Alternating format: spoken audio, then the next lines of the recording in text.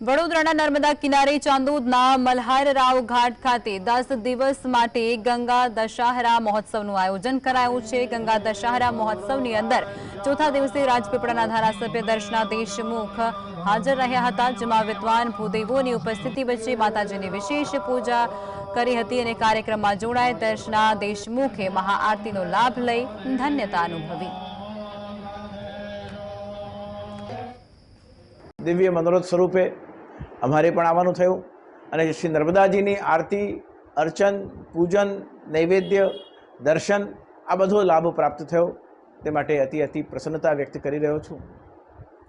आ प्रकारना तीर्थस्थानों सात्विक पूजन, निष्काम पूजन अने पारंपरिक रीते थतुं पूजन ए खरेखर अभिनंदनीय छे, वंदनीय छे।